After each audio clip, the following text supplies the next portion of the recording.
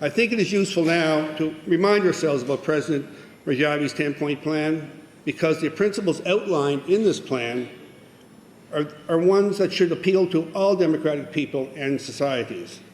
1, the rejection of absolute clerical rule, affirmation of the people's sovereignty in a republic founded on universal suffrage and pluralism.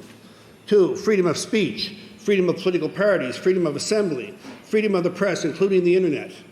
In Iran, this would mean the dissolution and disbanding of the IRGC and all other suppressive patrols and institutions in cities, villages, schools, universities, offices, and factories. 3, commitment to individual and social freedoms and rights in accordance with the UN Universal Declaration of Human Rights. The disbandment of all agencies in charge of censorship and inquisition, and the proper pursuit of justice for massacred political prisoners, the prohibition of torture, and the abolishment of the death penalty.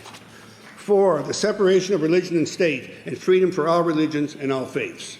5, complete gender equality in the realm of political, social, cultural, and economic rights, and equal participation of women in political leadership.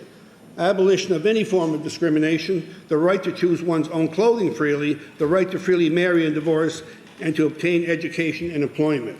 6, an independent judiciary and legal system consistent with international standards based on the presumption of innocence, the right to defense counsel, the right of appeal, and the right to be tried in a public court. Full independence of judges.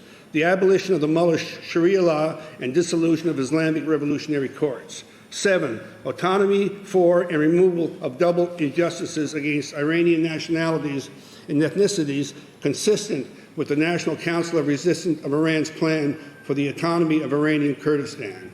8, justice and equal opportunities in the realms of employment and entrepreneurship for all people of Iran in a free market economy, with restoration of the rights of blue-collar workers, farmers, nurses, white-collar workers, teachers, and retirees.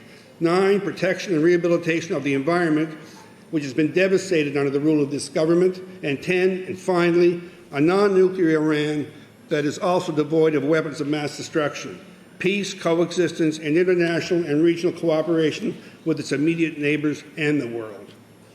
An Iran that is governed under such principles would surely flourish and will become a leader for positive change in the world, a role that I believe it could truly fill as long as the Iranian people get the opportunity to experience real freedom, freedoms that have been denied to them for far too long. I trust our gathering here today is another step towards that freedom, a freedom that soon will be realized.